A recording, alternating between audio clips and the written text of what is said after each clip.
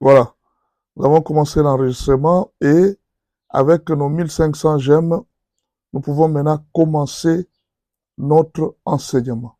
Je vous ai dit ceci. Prenez votre Bible et nous allons lire ensemble les 8 escaliers d'élévation qu'Ésaïe nous présente. Il dit, voici, si vous voulez monter avec Dieu, voici comment vous pouvez monter. Premier escalier, deuxième, troisième, quatrième, cinquième.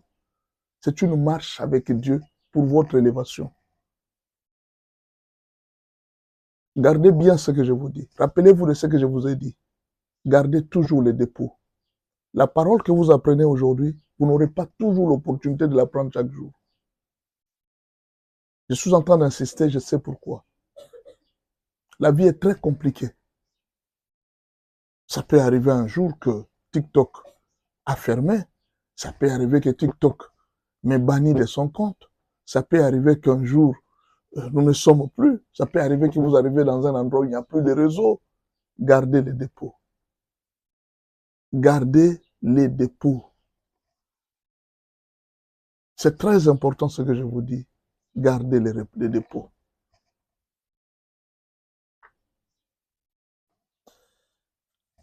Prenez votre Bible. Nous allons commencer par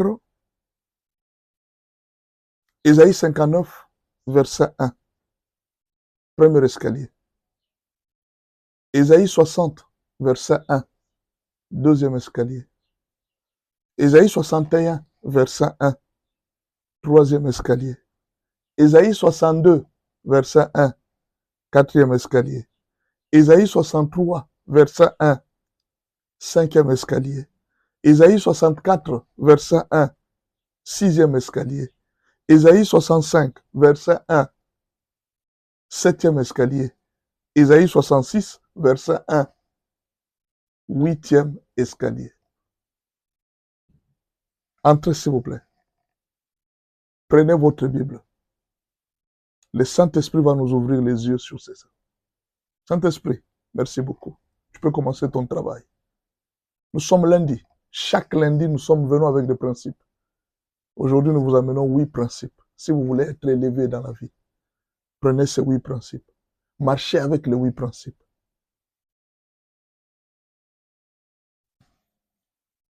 Vous voulez rester en communion avec Dieu. Au fait, le monde, notre monde, cherche l'élévation matérielle et financière. Mais je vais vous conseiller de chercher beaucoup plus l'élévation spirituelle. Parce que celui qui est élevé spirituellement est plus fort que celui qui est élevé matériellement. Je vous donne un exemple. Vous pouvez être très riche, avoir des biens, mais un sorcier entre dans votre entreprise et il détruit tout. Vous pouvez avoir des enfants, vous les avez mis, vous avez investi dans vos enfants, mais un sorcier entre dans votre famille et il tue vos enfants. Voilà pourquoi vous devez chercher l'élévation spirituelle. Elle est très importante que l'élévation matérielle.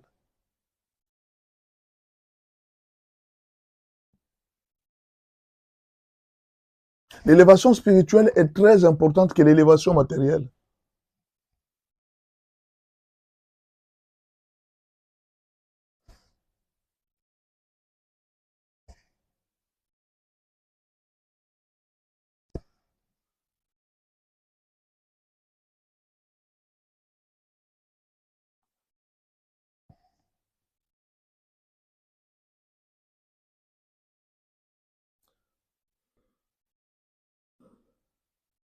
On peut commencer avec le premier escalier.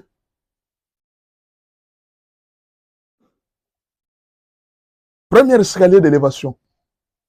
Ésaïe 59, verset 1.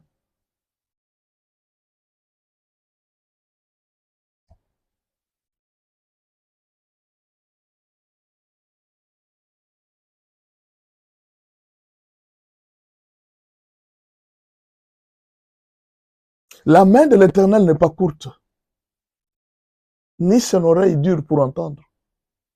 Mais ce sont nos péchés qui mettent une barrière de séparation entre nous et notre Dieu.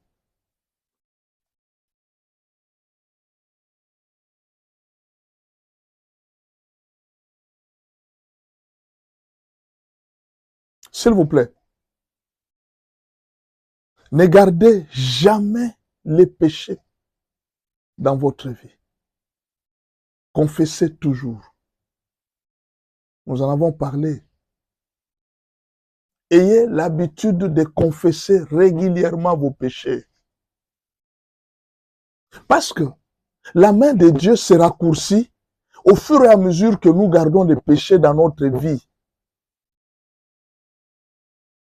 La main de l'Éternel se raccourcit au fur et à mesure que nous gardons beaucoup de péchés, nous accumulons beaucoup de péchés. Ésaïe dit que la main de l'Éternel devient courte. Imaginez un peu que dans votre vie, au lieu que la main de l'Éternel vous suive partout, vous entrez dans la chambre, la main de Dieu est là. Vous allez en voyage, la main de Dieu est là. Mais la main de Dieu devient courte. C'est-à-dire quoi? Dieu vous bénit seulement quand vous êtes à l'église. C'est là que votre main... Dès que vous quittez l'église, la main de l'Éternel ne sait plus vous toucher. Vous êtes sécurisé seulement par un groupe de gens. Dès que vous quittez ces gens, la main de Dieu ne sait plus vous sécuriser. Vous êtes protégé par votre mari qui prie. Dès que vous vous éloignez un peu de votre mari, c'est fini, la main de l'Éternel ne peut plus vous bénir. C'est la vie de plusieurs personnes aujourd'hui.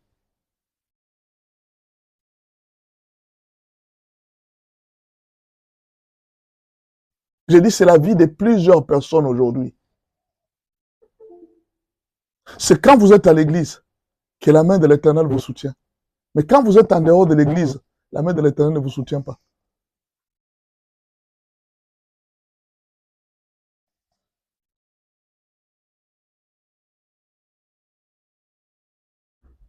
La main est devenue courte parce que vous avez accumulé beaucoup de péchés. Je vous donne un conseil aujourd'hui. Faites un effort de vous débarrasser des péchés. Ne gardez pas beaucoup de péchés dans votre cœur. Ne gardez pas la haine dans votre cœur. Ne gardez pas trop de jalousie dans votre cœur. Ne gardez pas trop d'impudicité sans confesser. La main de l'Éternel sera courte à votre vie. Vous serez juste protégé de la protection de l'Église, de la prière du pasteur. Mais une fois que vous quittez la ville, une fois que vous alliez loin, Dieu ne peut plus vous toucher.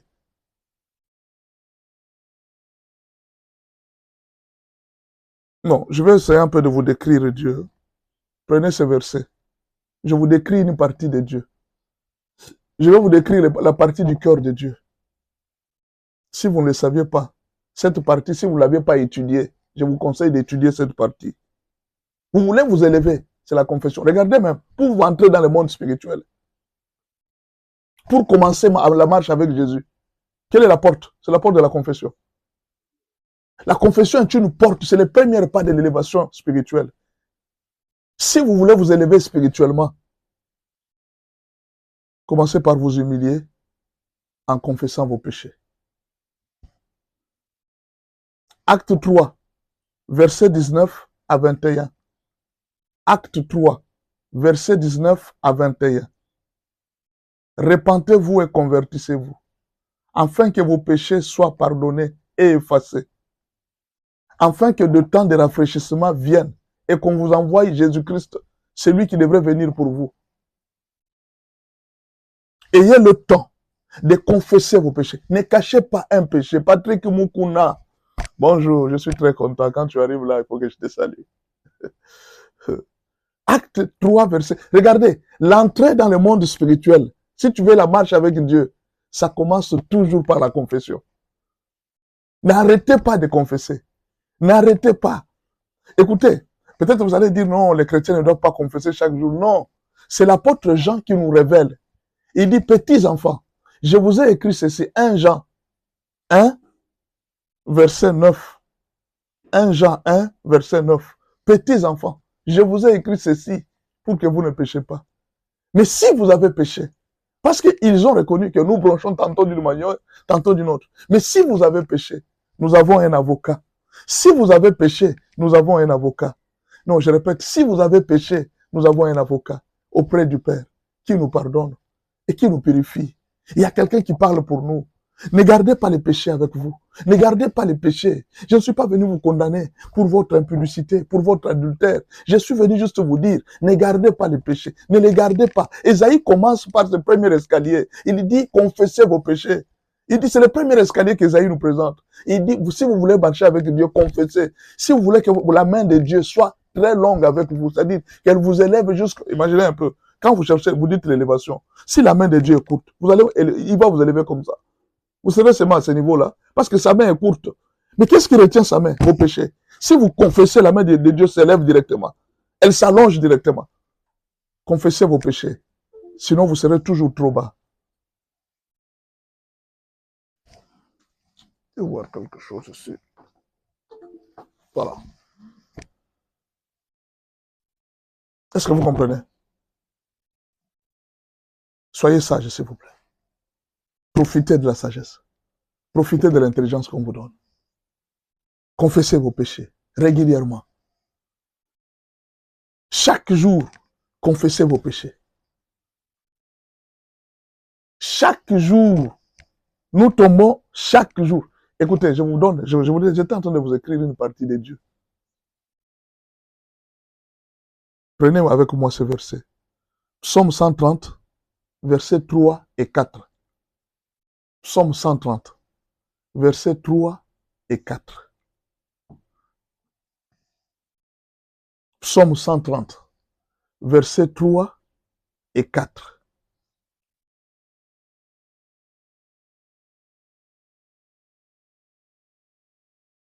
Si tu gardais les souvenirs des iniquités, Éternel Seigneur, qui pourrait subsister devant toi? Si Dieu gardait les souvenirs de nos péchés, au fait, il faut faire attention. L'iniquité et les péchés, c'est différent. Le péché, c'est quand quelqu'un fait, souvent, généralement, quand c'est l'ignorance, il ne connaît pas. Mais l'iniquité, c'est celui qui sait que ça, c'est un mal. Mais il le fait quand même. L'iniquité, c'est quand quelqu'un qui fait le péché, en connaissant que cet acte que je pose, ce n'est pas bien. On appelle ça l'iniquité. Mais Dieu dit, je ne peux pas garder les souvenirs de vos iniquités. Si je garde ce que vous faites chaque jour, il n'y a personne qui sera debout devant moi. Il n'y en a pas. Si je commence à garder ce que vous péchez, vous faites comme péché chaque jour, il n'y a personne qui peut subsister devant moi. Ça, c'est le cœur de Dieu. Verset 4. Mais les pardons se trouvent auprès de Dieu, afin qu'on te craigne. Les pardons se trouvent auprès de toi, Seigneur, afin qu'on te craigne. C'est-à-dire, Dieu a mis les pardons pour que la crainte continue à être dans les hommes. Maintenant, vous n'utilisez pas les pardons de Dieu. Profitez-en pour utiliser les pardons de Dieu. Premier escalier d'Ésaïe. Ésaïe veut vous pardonner. Ésaïe vous montre le chemin. Il vous dit, cherchez les pardons. Ne quittez pas votre maison en conflit avec votre épouse. Ne dormez pas une nuit en conflit avec votre mari. Cherchez le pardon. Vous êtes en train d'enlever des choses dans votre vie tant que vous ne voulez pas confesser. Est-ce que je peux enlever je ne pas bloquer la sonnerie pour que les appels n'entrent pas?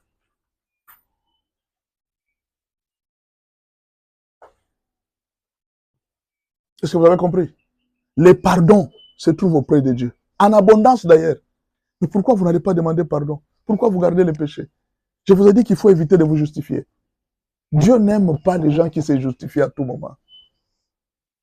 Non, moi j'ai raison. Moi je ne sais pas quel mal j'ai fait. Non. La Bible est claire. Les pardons se trouvent auprès de Dieu, afin que nous puissions les craindre. Pourquoi tu veux garder ces péchés? Pourquoi tu ne veux pas confesser? Ésaïe nous demande, la main de l'Éternel devient courte. Si la main est courte, elle ne saura pas vous élever plus haut. Si la main est courte, vous ne saurez pas monter plus haut. La main de l'Éternel n'est pas courte. Ce sont nos péchés qui mettent une barrière entre nous et lui. Confesse les péchés. 1 Jean 2, verset 1. Mes petits enfants, je vous écris ces choses, afin que vous ne péchiez point. Et si quelqu'un a péché, nous avons un avocat auprès du Père, Jésus-Christ le juste. 1 Jean, verset 2. 1 Jean, chapitre 2, verset 1. Nous vous enseignons pour que vous ne puissiez pas pécher. Nous vous interdisons de pécher. Mais s'il arrive que vous avez quand même péché, malgré notre interdiction, N'oubliez pas que nous avons un avocat auprès du Père. C'est lui qui nous pardonne. Nous avons un avocat qui est prêt à nous pardonner à tout moment. L'avocat est là.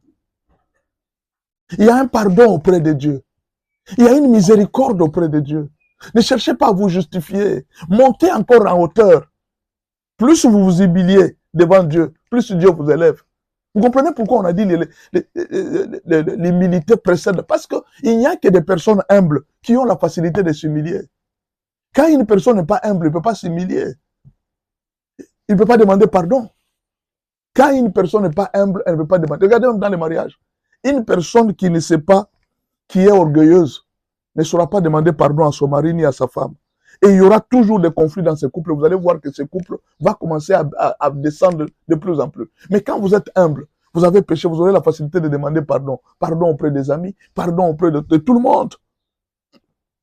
À partir d'aujourd'hui, évite de perdre ta communion. Dès que tu es conscient que tu tombes, confesse directement le péché. Dès que tu te rends compte que je viens de tomber dans un péché, confesse directement. Ne tarde pas. Parce que tu ne sais pas ce qu'une heure peut revenir pour toi. Tu ne sais pas ce que le diable peut faire de ces péchés. Tu ne sais pas quelle porte tu viens d'ouvrir dans ta vie. Non. Quand tu viens d'une chambre d'hôtel avec une femme qui ne t'appartient pas, rentre en toi, confesse directement. Si Dieu nous demande, il dit, nous devons pardonner 7 fois par jour. Lui-même peut nous pardonner combien de fois?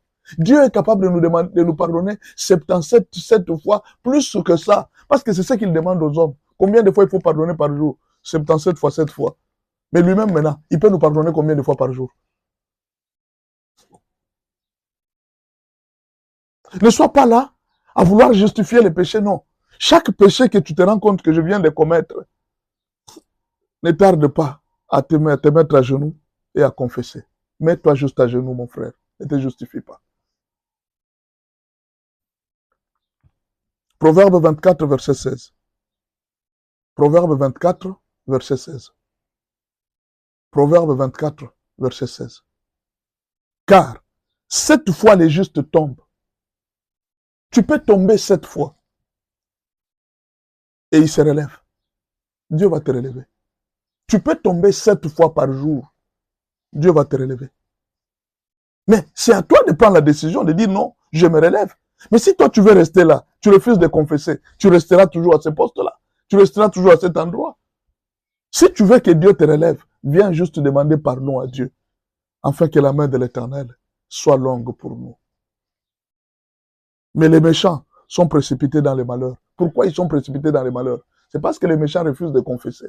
C'est les péchés qui précipitent les méchants dans les malheurs. C'est l'orgueil qui précipite les méchants dans les malheurs. S'il vous plaît, essaye de te dépasser. Essaye de te dépasser. Demande pardon à Dieu. Confesse tes péchés. Tu vas voir que c'est le début de l'élévation. Regardez même dans votre couple. Il y a beaucoup de péchés que vous avez gardés. D'abord, c'était l'avortement. Et puis, vous avez fait beaucoup de choses. Il y a même des pratiques des pratiques sexuelles que vous avez introduites dans votre couple, que Dieu n'agrée pas. Vous avez fait beaucoup de choses dans votre couple. Beaucoup de choses. Des pratiques. Dieu vous interdit, dit non, il ne faut pas coucher pendant les périodes de règles. Vous les faites. Vous êtes en train d'exposer votre couple à une vie de faiblesse. La Bible dit sanctifiez-vous.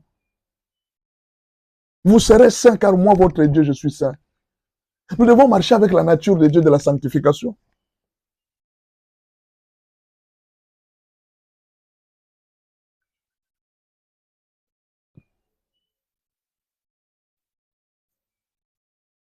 Deuxième escalier, la prise de conscience. Escalier nous présente un deuxième escalier, la prise de conscience. Prenez conscience. Connaissez qui vous êtes. Connaissez votre mission. Découvrez où est-ce que Dieu vous amène. Confessez ses biens. Est-ce que vous connaissez votre personne?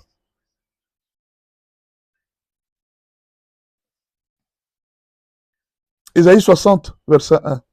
Lève-toi, sois éclairé, car ta lumière arrive, et la gloire de l'Éternel s'élève sur toi.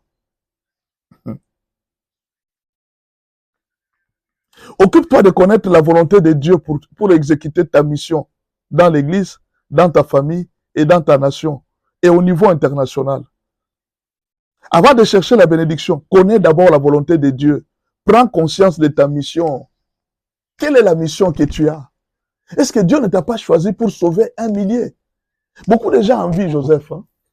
Ah, Joseph, c'était un grand homme. Joseph, vraiment, c'était un grand homme. Joseph avait conscience de sa mission. On lui avait déjà dit, il dit, tu vois tel que tu es là, Joseph, tu seras une source de bénédiction pour tes frères. On le lui avait dit pendant qu'il était jeune. Il savait exactement où il allait. C'est pourquoi Joseph a refusé de coucher avec cette femme, parce qu'il savait. Tu sais pourquoi tu pêches? C'est parce que tu ne connais pas ce que tu représentes. Toute ta famille attend de toi. La nation ici, demain c'est toi qui vas remplacer les présidents qui sont ici. Tu vas diriger ce pays. Tu seras un jour premier ministre dans ce pays. Est-ce que tu es conscient? Un jour tu seras un grand serviteur de Dieu, tu vas mener plusieurs âmes au Seigneur. Est-ce que tu es conscient de la mission que Dieu t'a donnée? Djidja vient d'entrer. Ah, oh, j'attendais depuis longtemps. Elle vient d'entrer quand même. Soyez les bienvenus, Djidja. Soyez vraiment la bienvenue. Est-ce que vous comprenez? Héritier Kayumba, merci pour le nombre de j'aime. Merci. Gidel, je te vois. Ndembo Flore, sois la bienvenue. Maître Nelson, je te vois. Patrick Kaoum, je te vois. Achille Yumba, bonjour. Bonjour à vous tous. Eddie, bonjour. Maman Sarah, oh, ma chérie aime beaucoup partager. C'est mon épouse qui est là. Elle partage beaucoup mes vidéos. Et beaucoup de gens sont venus parce qu'elle les a partagées. Ma chérie, je t'aime beaucoup. Merci beaucoup à vous tous. Merci, soyez là. Il y a quelqu'un que je n'ai pas encore vu. Il y a un monsieur de Goma que je ne vois pas. Et Kelly, je ne vois pas. Kelly, je ne te vois plus depuis un moment. Je ne sais pas s'il est là aujourd'hui. Auguste, bonjour. Augustin Kazadi, bonjour. Voilà, merci beaucoup, monsieur Maître Nelson. Héritier Wata, je te salue. Bonjour. Merci beaucoup de continuer à aimer la vidéo. Tapotez toujours. Blandine Mazimou, bonjour. Gidel, bonjour. Écoutez, prenez conscience. Vous ne savez pas qu'est-ce que vous représentez. Vous allez sauver ce pays demain. Vous savez, quand j'ai commencé les émissions politiques, beaucoup de gens se sont moqués d'un pasteur aventurier et tout ça. Tout ce que nous faisons avec Dieu, c'est avec calcul. Dieu est en train de préparer une génération de politiciens chrétiens. Beaucoup de chrétiens vont diriger la RDC demain. Beaucoup de chrétiens vont diriger ce pays demain. Ça, je vous dis. Beaucoup de chrétiens, vous êtes là, partout à l'étranger, vous êtes. Beaucoup de chrétiens vont diriger ce pays demain. Vous allez occuper de grandes fonctions dans cette nation. Prenez conscience. Je suis venu vous dire de prendre conscience. Moi, je ne suis pas politicien. Je ne ferai jamais la politique. Prenez conscience. On est venu vous éduquer à l'éducation politique de Dieu, à la science politique de Dieu. Dieu est en train de vous montrer comment je compte gérer mon pays, comment je compte gérer ma nation avec des chrétiens. Mais parfois, les chrétiens ne prennent pas conscience. Ils sont toujours dans les débats. Et moi.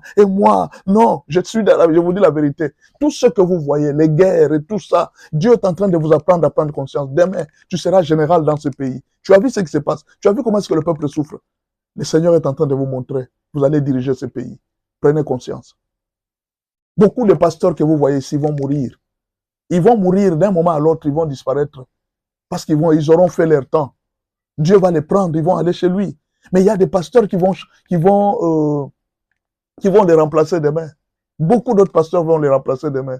Prenez conscience. C'est vous qui allez diriger le pays. Ne tâchez pas votre vie.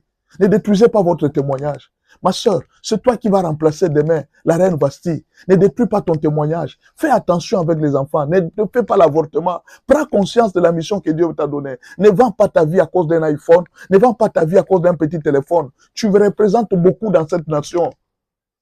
Tu ne vois pas ton étoile. Tu ne connais pas qui tu es vraiment. Tu te négliges en fait.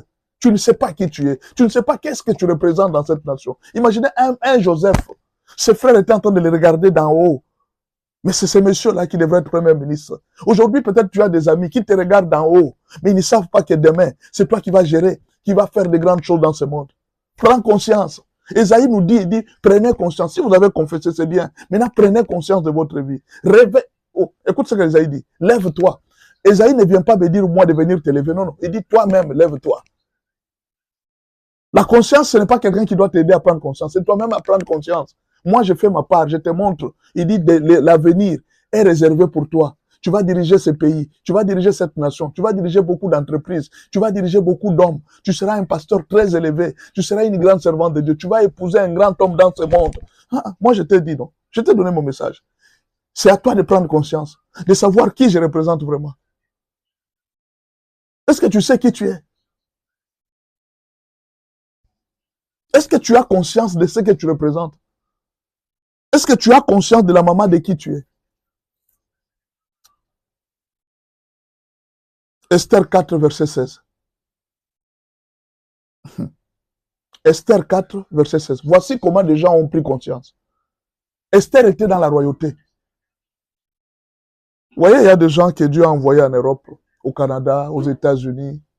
Non, ils sont arrivés là. Ils ont commencé à chercher des habits. Où est-ce qu'on vend des habits chers ici? Où est-ce qu'on mange bien ici? Où est-ce que... Et là, quand il prend des photos, il poste. Il ne sait pas pourquoi Dieu l'a envoyé en Europe.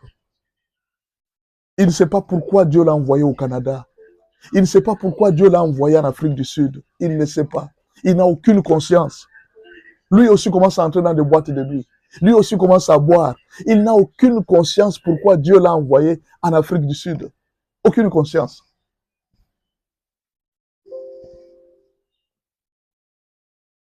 Est-ce que vous comprenez? Aucune conscience pourquoi Dieu t'a envoyé ici. Dis-moi, tu sais pourquoi tu es dans cette ville de la capitale de Kinshasa?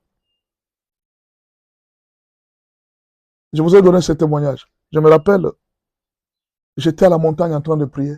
Le Seigneur me dit, tu vas aller dans la capitale. J'étais à l'intérieur du pays. Il dit, tu vas dans la capitale. Je vais beaucoup t'utiliser. Je rendrai ton nom très grand. Tu seras très connu. Il dit, moi, oui. Je serai très connu. Moi. Oh mon Dieu. Et alors, je suis arrivé ici. Kinshasa, c'est une ville terrible. Kinshasa, c'est une ville terrible. Il y a la facilité à la prostitution. Je me suis dit non, je n'entre pas dans ce chemin-là. Toutes les années que j'ai fait à Kinshasa, je n'avais jamais touché à une femme. Je savais ce que Dieu m'avait dit. La première femme que j'ai touchée à Kinshasa, c'est la femme que j'ai épousée. Je ne connais pas une histoire où je suis arrivé à Kinshasa, j'ai aimé une autre femme, non. C'est la seule femme que j'ai connue dans cette ville.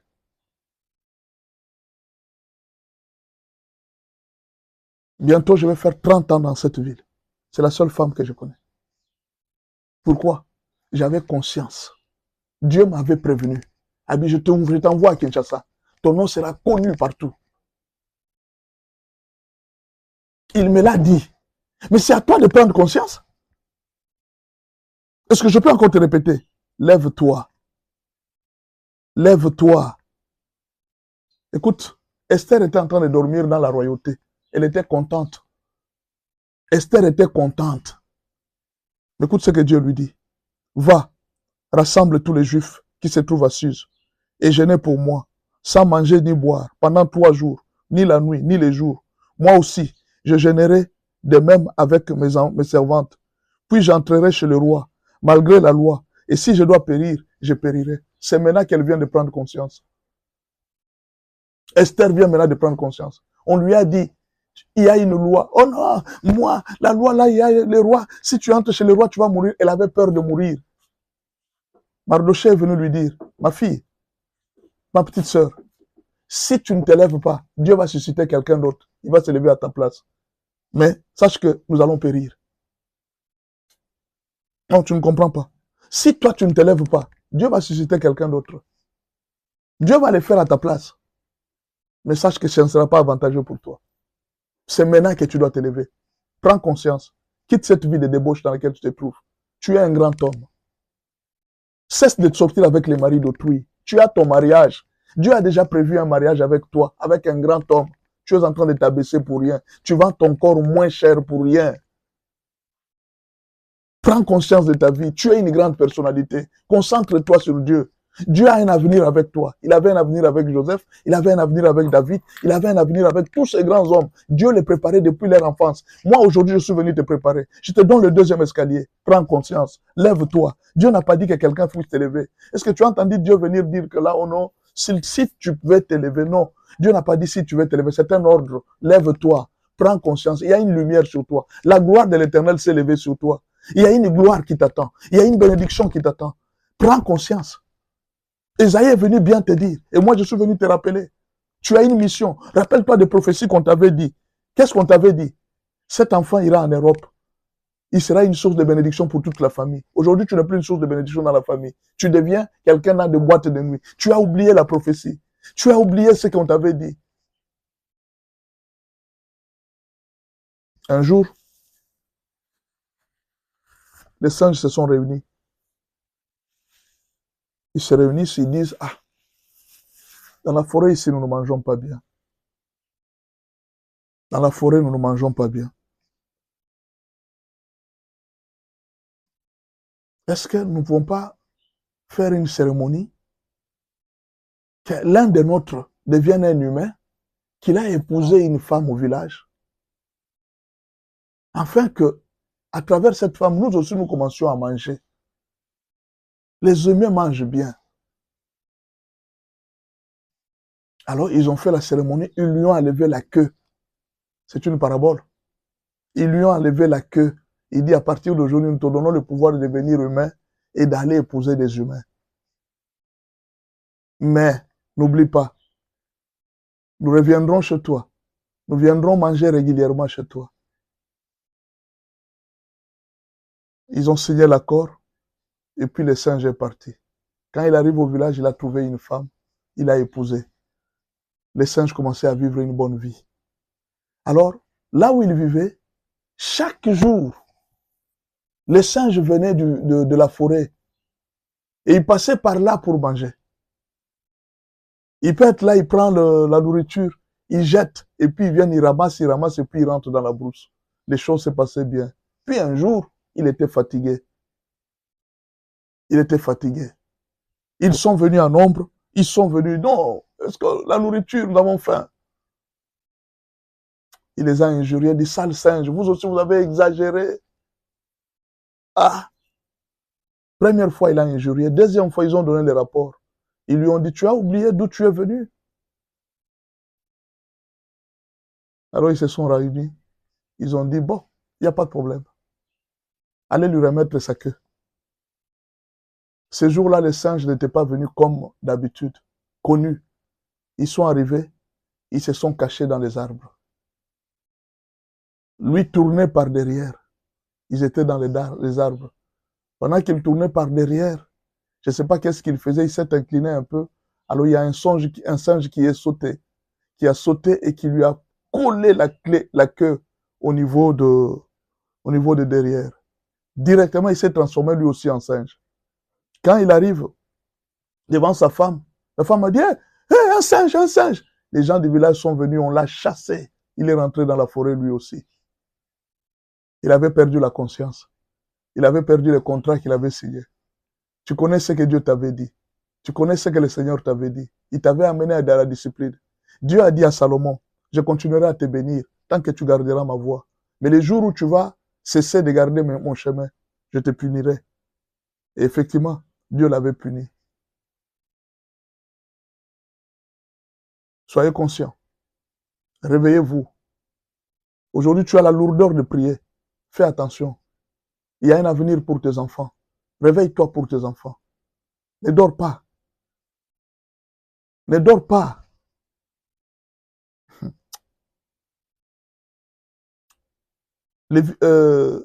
Lamentation de Jérémie, chapitre 2, versets 19 à 21. Lamentation de Jérémie, chapitre 2, versets 19 à 21.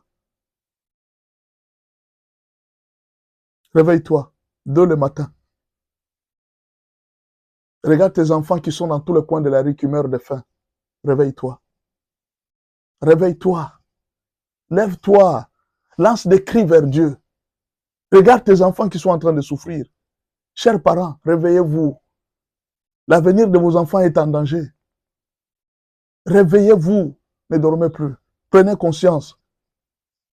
C'est le deuxième escalier que, avant toute élévation, avant que Dieu ne vous élève, avant que la gloire de Dieu retombe sur vous, elle doit vous trouver quelqu'un qui est réveillé. Si ta conscience continue à rester dans cette vie de distraction que tu es en train de développer, Dieu ne fera rien pour toi. Réveille-toi. On va lire d'autres versets. Proverbe 24, verset 11. Proverbe 24, verset 11. Et puis, vous allez lire aussi le verset 12. Proverbe 24, verset 11 et 12. Délivre ceux qu'on traîne à la mort. Ceux qu'on va égorger, sauve-le. Délivre ceux qu'on traîne à la mort. Ceux qu'on va égorger, sauve-le. Même sur le plan d'évangélisation, l'Église doit se réveiller. Aujourd'hui, l'Église a beaucoup prêché sur le matériel. L'Église a oublié gagner les âmes. Pourquoi aujourd'hui nous sommes dans des débats avec le monde? C'est parce que nous avons glissé dans un terrain que le monde aime, le matérialisme, la richesse, la gloire. C'est le monde du diable. Le diable aime ça. Il a même promis à Jésus, je vais te donner la richesse de ce monde et la gloire. Quand les serviteurs de Dieu entrent dans ce chemin-là, c'est là qu'il y a perdition. C'est là qu'il y a beaucoup de scandales. Notre chemin, c'est de gagner les âmes, d'évangéliser le monde, de chercher les âmes. Ici, dans le livre de Proverbes, Dieu est en train de remettre l'Église. Il dit, revenez à mon chemin. Délivre ceux qu'on traîne à la mort. Ceux qu'on va égorger, sauve-le. Sauve les gens qu'on est en train d'égorger. Sauve les gens qu'on traîne à la mort. Sauve-le. Va évangéliser. Va gagner les âmes. Aujourd'hui, tu es seulement, non, Dieu ne nous bénit pas pour commencer l'église. Je dois avoir d'abord les instruments. Je dois avoir, non. On ne gagne pas les âmes avec les instruments. C'est toi qui dois gagner les âmes. Ce ne sont pas les instruments qui gagnent les âmes. Ce n'est pas l'argent qui gagne les âmes. Jésus, pour commencer le ministère, n'avait pas besoin d'un compte en banque. Jésus, pour commencer à gagner les âmes, n'avait pas besoin de bancs ou de chaises pour commencer. Jésus a commencé à gagner les âmes. Marche, va gagner les âmes. Ne donne pas beaucoup de conditions. Ne dis pas, oh, je ne savais pas si j'avais la mission de gagner les âmes. C'est ce que d'ailleurs Proverbe 24, 12 dit. Si tu dis, ah, nous ne le savions pas, c'est lui qui pèse les cœurs. Ne le voit-il pas? C'est lui qui veille sur ton âme. Ne le connaît-il pas? Et ne rendra-t-il pas à chacun selon ses œuvres? Toi, tu es en train de dire que je ne savais pas si je devrais gagner les âmes ou pas. Dieu te dit, tu penses que les jours qu'on t'avait donné le message, je n'étais pas là. On t'avait dit que c'est toi qui sauverais ta famille. On t'avait dit que c'est toi qui seras une source de bénédiction pour plusieurs personnes. On te l'avait dit. Ne dis pas que tu ne savais pas. Tu le sais. Réveille-toi. Prends conscience. Réveille-toi et prends conscience. Quitte cette vie de distraction. Laisse les maris d'autrui. Ce n'est pas ton mari. Prends conscience. Dieu ne t'a pas appelé à ça. Ce n'est pas le chemin que Dieu a choisi pour toi. Ce n'est pas ta vie en fait. Prends conscience. Regarde. Tu étais un bon pasteur. Tu étais un exemple pour beaucoup. Aujourd'hui, c'est toi qui commences à aller dans des hôtels avec des sœurs en Christ. C'est toi. Prends conscience. Souviens-toi de ce que Dieu a fait pour toi. Souviens-toi des faveurs que Dieu t'a données. Prends conscience. Quitte cette vie de distraction. C'est toi aujourd'hui qui vas te retrouver dans la vie de tromper ton mari. Tu entres aussi dans cette écurie. Tu commences aussi à tromper. Tu as oublié comment tu priais à la montagne pour le mariage. Tu as oublié comment tu cherchais un mari chaque nuit. Tu veux aussi entrer dans cette écurie. Ces gens qui sont en train de te tromper. Quitte cette histoire. Cesse cette infidélité que tu fais. On ne t'a pas encore attrapé. Ton mari ne t'a pas encore attrapé. Dieu te demande d'aller te réconcilier avec Dieu. Va demander pardon. Si tu continues, Dieu va faire connaître ce que tu fais en secret. Il va le faire connaître en surface. Abandonne ce chemin que tu es en train de faire là. C'est un chemin très dangereux. Prends conscience de ce que je t'ai dit aujourd'hui. Tu étais là pour sauver les âmes. Tu n'étais pas là pour faire ce que tu fais. Est-ce que je peux te répéter? Dieu ne t'a pas envoyé dans cette entreprise pour faire ce que tu fais. Tu n'as pas besoin de fétiches. Tu n'as pas besoin de l'occultisme pour faire ce que toi tu fais. C'est toi qui commences à vendre les âmes à Satan, toi. Pour gagner quoi? D'abord, dis-moi, tu as quoi? Tu as gagné quoi? Une Jeep. C'est cette Jeep-là qui te pousse aujourd'hui à livrer les âmes à Satan pour une Jeep. Ou bien pour une maison. Tu connais le poids de l'enfer. Tu connais le feu de l'enfer. C'est pour une maison, pour avoir une maison. Une maison pour laquelle les gens travaillent pour savoir. Dieu avait prévu de te bénir. Il te donnera une maison. Tu vas aller faire quoi chez les féticheurs? Tu cherches quoi chez les marabouts? Prends conscience. Répands-toi. Reviens à Isaïe 59, au premier escalier d'Isaïe. Reviens encore là. Recommence. Monte et prends conscience.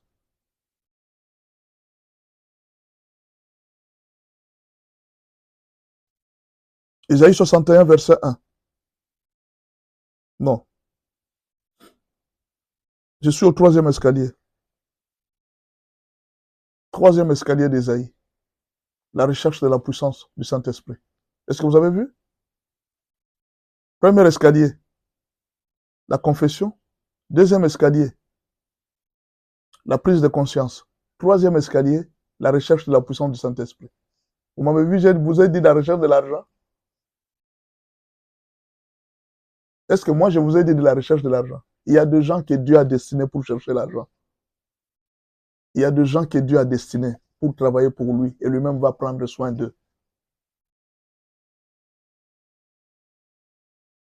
Tout le monde n'était pas Joseph d'Arimathée. Les disciples de Jésus n'avaient pas d'argent. Le jour où Jésus est mort, ils n'avaient même pas l'argent, même pour cotiser pour acheter les tombeaux. Même la caisse de l'église, on ne sait pas où est-ce qu'on l'avait placée. Jésus avait une caisse. Pour acheter les tombeaux pour Jésus, il n'avait pas l'argent.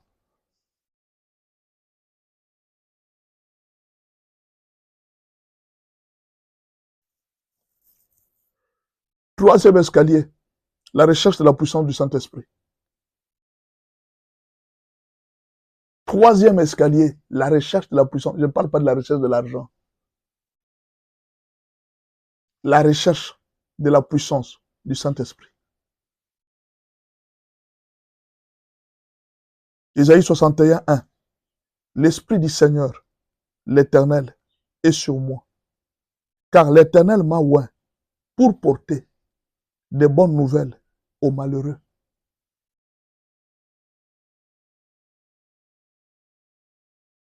Il m'a envoyé pour guérir ceux qui ont les cœurs brisés, pour proclamer aux captifs la liberté et aux prisonniers la délivrance. Cherche la puissance du Saint-Esprit.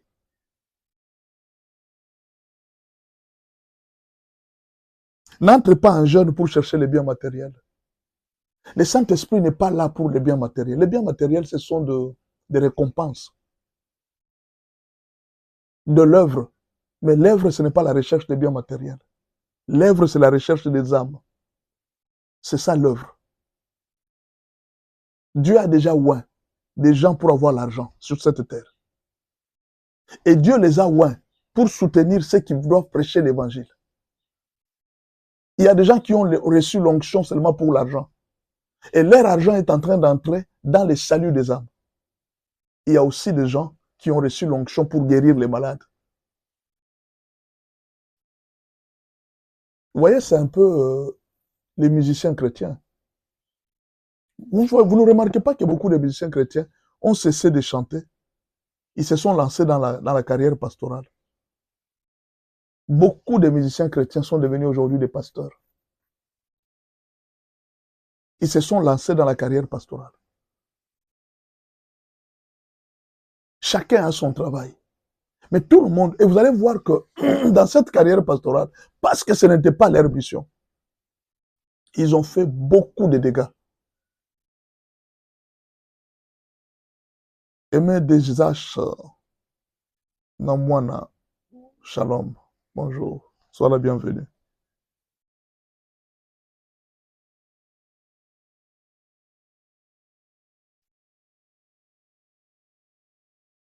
Quand tu vas décider de prier pour la délivrance des autres, le diable va te contraindre, te bloquer et te barrer la route. C'est pourquoi on cherche la présence du Saint-Esprit. Dès que tu te prends la décision seulement de commencer à t'occuper de la vie des autres, la première chose que Satan va venir, c'est de te bloquer la route, te priver l'argent. Voilà l'importance de chercher la puissance du Saint-Esprit.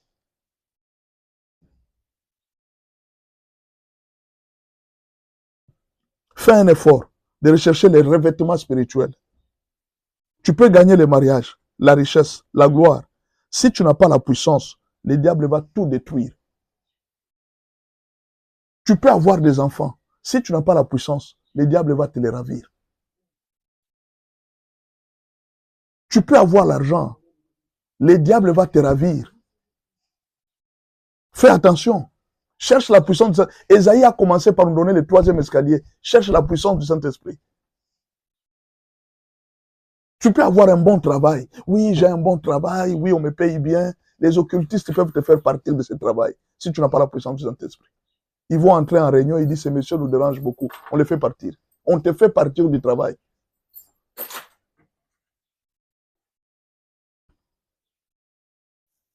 Dieu a besoin de gens pour gagner les âmes. Dieu n'a pas besoin de gens qui viennent. Vous voyez, à un certain moment, Dieu est surpris de voir les chrétiens. Ils sont là depuis matin jusqu'au soir. Seigneur, donne-nous l'argent. Seigneur, donne-nous l'argent. Seigneur, donne-nous l'argent. Écoutez, Dieu se met d'abord et dit, attendez. Ma priorité à moi, ce n'est pas l'argent, c'est les âmes. Ma priorité à moi sur la terre. Je vous ai déjà dit, allez et faites de toutes les nations les disciples, en les baptisant au nom du Père et du Fils et du Saint-Esprit. Enseignez-leur à observer tout ce que je vous ai prescrit. C'est ça ce que moi je vous ai donné. Mais quelqu'un vient sur le live, il me dit, pasteur, je cherche du travail, tu n'as rien à faire. Donc ce que je fais là, ce n'est pas un travail. Gagner les âmes, ce n'est pas un travail. Donc pour le monde, le travail, c'est tu vas au bureau, à la fin du mois, on te paye un salaire. Même moi, j'ai un salaire. Le Seigneur prend soin de moi. Il me nourrit chaque jour. Si toi, tu as ton salaire, c'est ton patron qui te paye. Moi aussi, j'ai un boss qui me paye. Allez gagner les âmes. Cherchez les âmes. Est-ce que vous comprenez? Jésus leur dit, allez gagner les âmes. Voici l'héritage que Jésus vous donne. Il vous dit quoi? Le Saint-Esprit viendra sur vous. Oh, moi je pensais que Jésus va ouvrir une banque. Jésus n'a pas ouvert une banque. Il a ouvert le Saint-Esprit. La seule banque que Jésus nous a donnée, c'est le Saint-Esprit.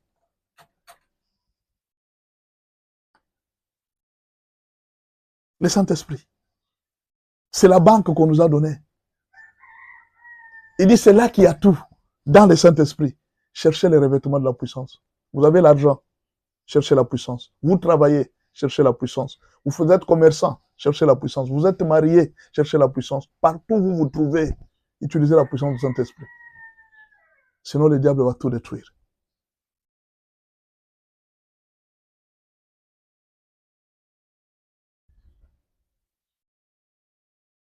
Cherche la puissance du Saint-Esprit.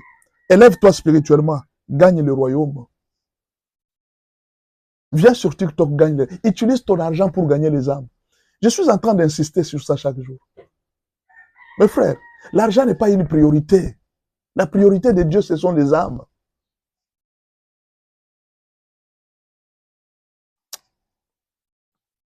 Je répète, la priorité de Dieu, ce sont les âmes. Les âmes.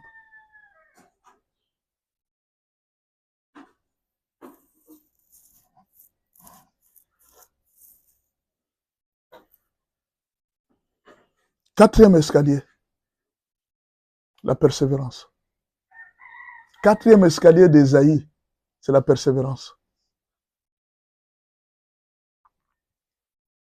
Quatrième escalier d'Ésaïe, la persévérance.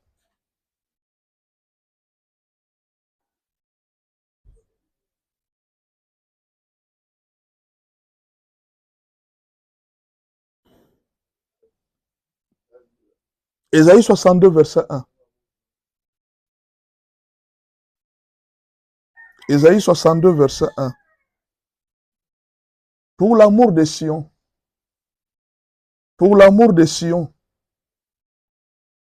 je ne mettrai point.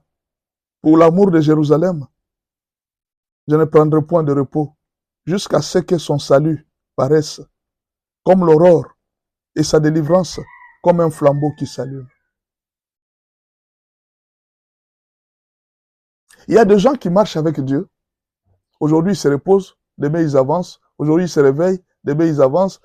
Non, Dieu, on ne marche pas avec lui comme ça.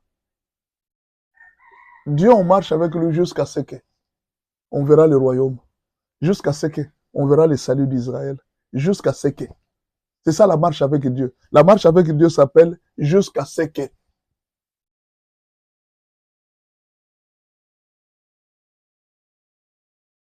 Ne dis jamais que je suis fatigué d'atteindre. Ne recule jamais en arrière. Prie jusqu'à l'exaucement. Ne compte pas le nombre de sacrifices déjà faits. Cherche les résultats et l'accomplissement. Ah, j'ai déjà beaucoup prié. Non. Tant que tu n'as pas les résultats, n'abandonne pas. Tant que tu n'as pas ce que tu cherches, n'abandonne pas. Avec la marche avec Dieu s'appelle jusqu'à ce que. Jusqu'à ce que tu vas faire descendre le ciel. Jusqu'à ce que tu vas diriger tu vas faire descendre, tu vas donner la solution à mon problème. Regardez dans le livre d'Ésaïe 62, verset 6. Sur tes murs, Jérusalem, j'ai placé des gardes. Ils ne se tairont ni jour ni nuit. Vous qui la rappelez au souvenir de l'Éternel, point de repos pour vous. Vous tous qui sauvez les âmes, tant que le monde est en train de périr, ne vous donnez pas de repos. Continuez, persévérez, cherchez encore la puissance, cherchez encore des solutions, cherchez encore à ce que Dieu puisse exaucer, à ce que Dieu puisse sauver le monde. Cherchez, cherchez, ne vous fatiguez pas.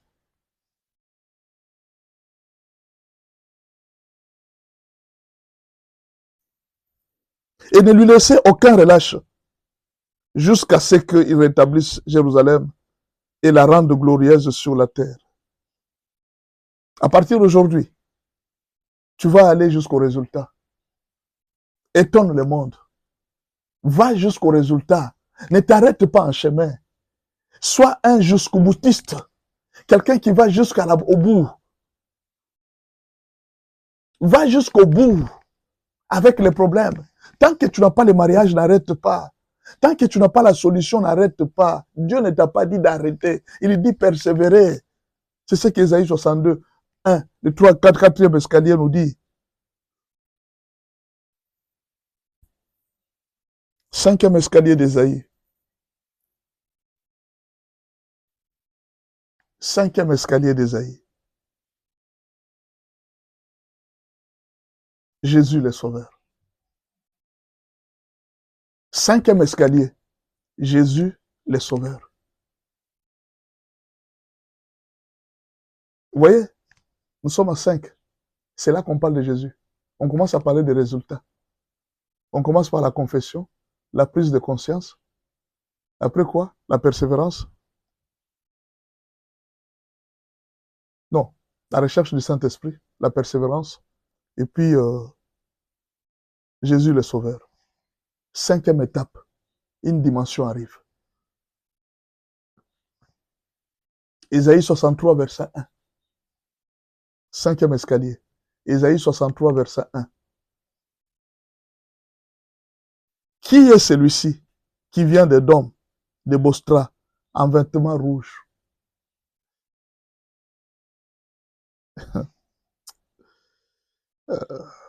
Jésus, Jésus, Jésus.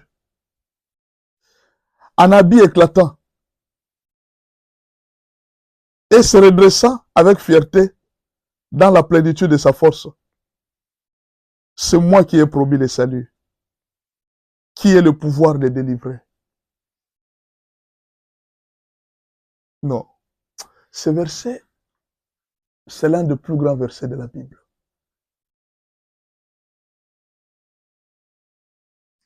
Qui est celui qui vient d'Édom, de Bostra, en vêtements rouges?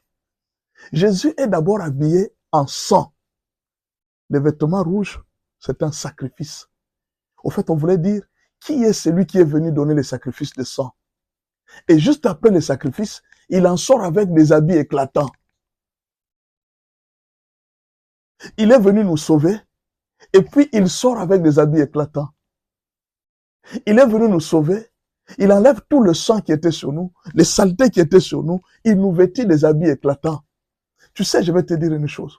Le travail spirituel que tu fais, un jour tu vas les rencontrer, un jour tu les verras, un jour tu verras la solution au problème, un jour tu oublieras cette honte que tu es en train de subir aujourd'hui. Tu vas oublier. Jésus, le salut arrive. il arrive. Il dit, c'est moi qui ai promis la délivrance. C'est moi. C'est moi qui ai promis le salut, qui ai le pouvoir de délivrer. C'est moi. Un jour, tu oublieras ceci.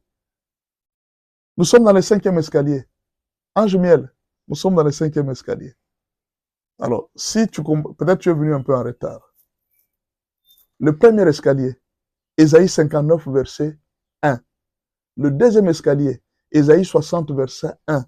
Le troisième escalier, Ésaïe 61, verset 1. Le quatrième escalier, Ésaïe 62, verset 1. Le 5e escalier, c'est celui-ci, Ésaïe 63, verset 1. Tu peux maintenant comprendre qui est le prochain escalier. Ça sera Ésaïe 64, verset 1.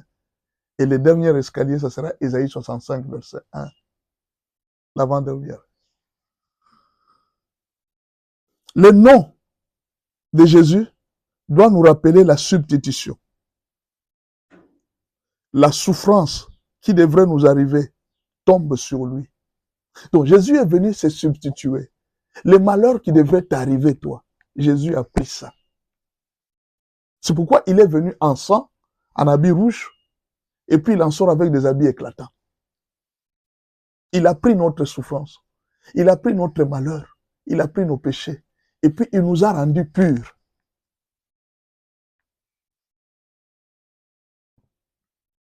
Donc quand vous voyez le nom de Jésus, c'est d'abord la substitution. La place que nous, on devrait occuper, c'est lui qui l'a pris.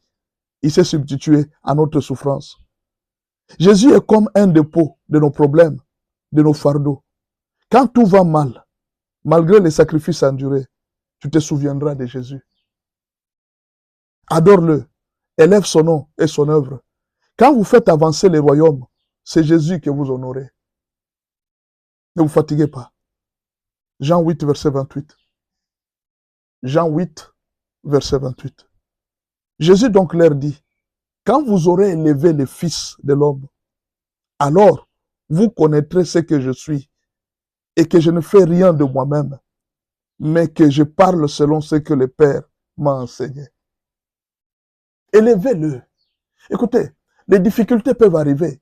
Quand les difficultés arrivent dans la vie de beaucoup de gens, ils disent, ah, moi j'abandonne. Non, c'est ce moment-là qu'il faut l'élever, qu'il faut élever le nom de Jésus.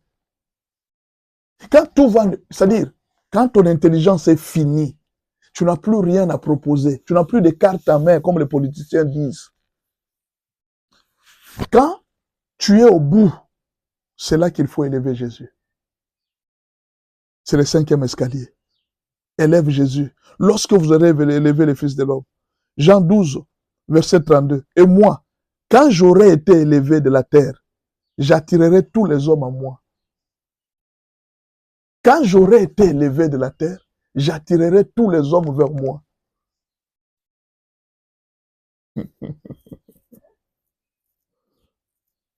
Élevez le nom du Seigneur Jésus.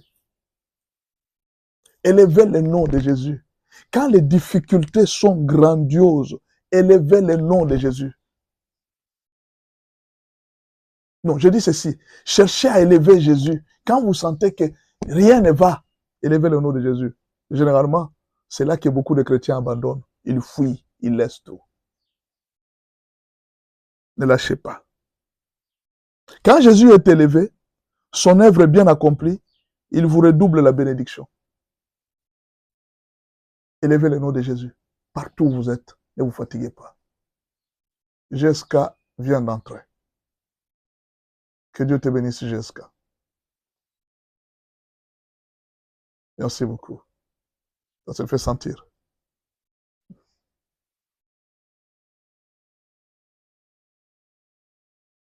Sixième escalier.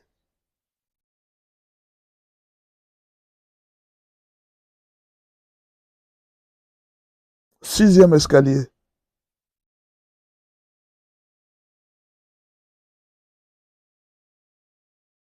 Les combats spirituels.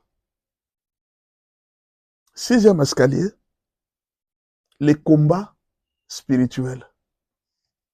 Merci beaucoup. Ange Mwanga. Merci beaucoup. Donc, seulement tu dois être soit du Gabon, soit du Congo-Brazzaville.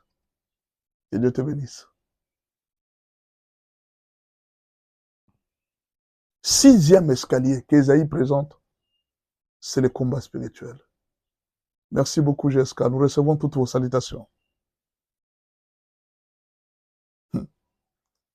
Ésaïe 64, verset 1. C'est le 6e escalier. Oh, si tu déchirais les cieux, et si tu descendais les montagnes, s'ébranleraient devant toi. Oh, si tu déchirais les cieux, et si tu descendais, les montagnes s'ébranleraient devant toi. Devant nos vies se dressent des embûches et des montagnes. Il y en aura toujours. Vous allez rencontrer un Goliath. Vous allez rencontrer un pharaon qui m'a salué là, Galoula, 466, bonjour. Vous allez rencontrer un Goliath. Vous allez rencontrer les Philistins, les Amalécites. Sachez que votre vie est une vie de combat et de barrières. Ésaïe vous prévient.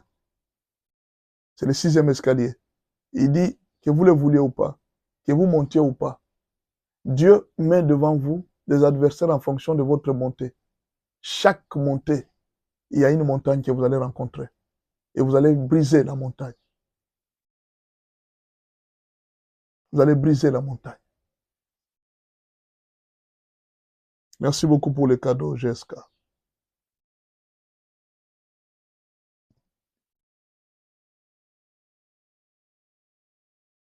Chaque jour, il faut s'entraîner au combat. Il faut se préparer. Mais si tu sembles être en paix, ne te retiens pas. Tu vois, il y a des moments où vous êtes en paix. Ne dis pas que non, je suis en paix. Non. L'ennemi prépare toujours un coup contre toi. C'est chaque jour. Vous devez être dans un état de combat spirituel. Bonjour, c'est Gelor. Gelor, je te salue. Merci beaucoup. Pourquoi il faut mettre le nom? Vous voyez, quand vous êtes sur TikTok, tu n'as pas mis ton nom. Il faut mettre le nom, votre nom sur TikTok. Changez votre compte, mettez votre nom, de sorte qu'on vous reconnaisse facilement. Bonjour Gelor. Merci beaucoup en tout cas d'être là. Écoutez ce que Dieu dit. Ésaïe 60, les combats, hein? Écoutez ce que Dieu dit. Psaume 18, verset 35. Qui m'a salué là? Léa Oiri officielle. Bonjour. Léa, je te salue. Écoutez ce que Psaume dit. Il exerce mes mains au combat et mes bras tendent l'arc des reins. Vous voyez ce que Dieu fait avec nous? Entraînement. Chaque jour. Exercice physique. Pas exercice physique, exercice spirituel. Chaque jour, il entraîne nos mains au combat. Coup de pied, coup de tête. Chaque jour, il entraîne nos mains au combat. Noëlla, bonjour. Noëlla Yala, je te salue aussi. Merci beaucoup. Chaque jour, il entraîne nos mains au combat. Psaume 18, verset 38. Psaume 18, verset 38. Je poursuis mes ennemis, je les atteins, et je ne reviens pas avant de les avoir anéantis. Ne rêve pas pour dire que non, ma vie à moi, c'est... Moi, je ne comprends pas pourquoi les gens ne m'aiment pas. Toi, tu veux qu'on t'aime. Qui va t'aimer? Chaque jour, tu invoques le feu sur les histoires des gens. Il y a des sorciers qui ont détruit leurs histoires. Ils ont planté des maladies sur la route. Toi, tu pries, tu détruis leurs maladies et ils vont t'aimer. T'aimer pourquoi? Qui tu veux qu'ils t'aiment sur cette terre? Qui tu veux qu'ils t'aiment? Lève-toi dans la prière là. Faut pas être dans les distractions. Lève-toi. Moi, on ne m'aime pas. Tu as besoin de l'amour de qui pour vivre heureux sur cette terre? L'amour de qui? Prépare-toi au combat chaque jour. Chaque jour. On ne m'aime pas, on ne m'aime pas. Tu as besoin de l'amour. L'amour de Dieu ne te suffit pas. Tu as besoin de l'amour de qui? Mon mari ne m'aime pas. Mes amis ne m'aiment pas. Mais tu sais ce que tu fais? Tu es au travail. Et ce sont des occultistes. Ils dominent sur leur chef. Depuis que tu es là, ils ne savent pas atteindre le chef de l'entreprise. Ils ne savent pas l'atteindre. Tu pries pour ton chef chaque jour. Ils ne savent pas l'atteindre depuis un certain moment. Ils graissent les dents chaque jour contre toi. Ils ne peuvent pas te dire qu'ils sont sorciers. Ils font semblant d'être amis avec toi, mais ils ne t'aiment pas. Parce que tu as détruit leur plan. Tu as détruit leur mission. Tu viens là pleurer chez moi.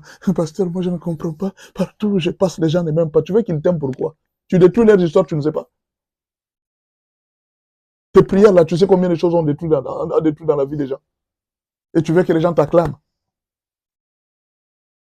J'ai pas besoin de l'amour de quelqu'un. J'ai besoin de l'amour de Dieu. La seule dette que j'ai envers les gens, c'est de les aimer. Je n'attends rien d'eux. En tant que ça, tu sais, tu dois le savoir. Ce que j'attends des gens. J'ai la dette envers le monde entier. C'est de les aimer. La Bible dit ne devez rien à personne à part l'amour.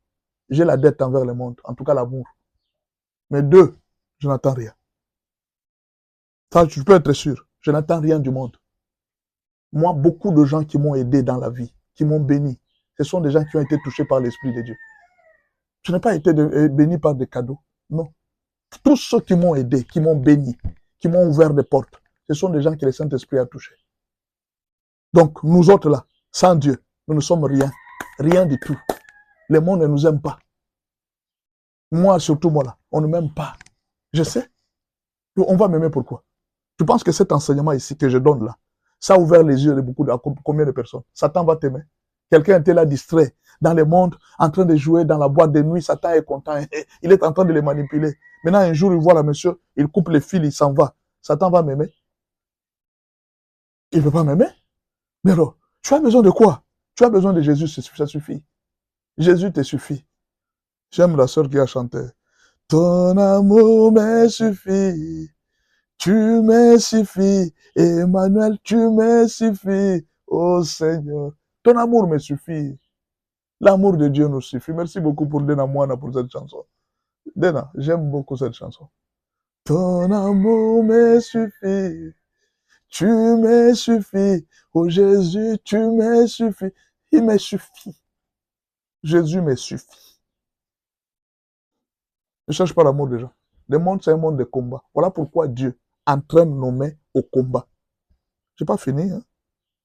Je vais poursuivre mes ennemis jusqu'à ce que je les atteigne. Proverbe 18, verset 40. Tu me sens de force pour les combats. Dieu nous sent de force pour les combats. Tu fais plier sous moi mes adversaires. Dieu les fait plier sous moi mes adversaires. Ils doivent plier. Puis alors, ces gens qui doivent plier devant toi, ils vont t'aimer, ils vont t'acclamer pour dire, ouais, notre ami, tu n'es pas leur ami, tu es leur ennemi. Tu as détruit beaucoup de leurs œuvres. Réveille-toi, quitte la distraction, non? Je vais te dire combien de fois. Réveille-toi, quitte la distraction.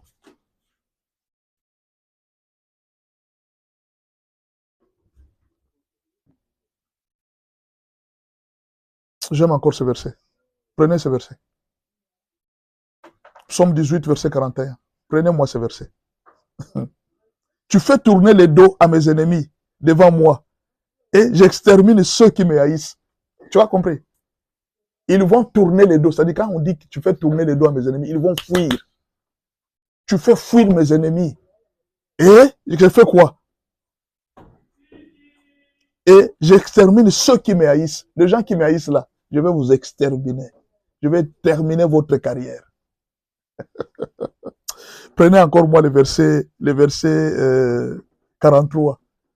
Vous allez voir que la vie spirituelle, c'est une vie de combat. Voilà moi celui-ci. Vous connaissez le nom du ministère que je dirige?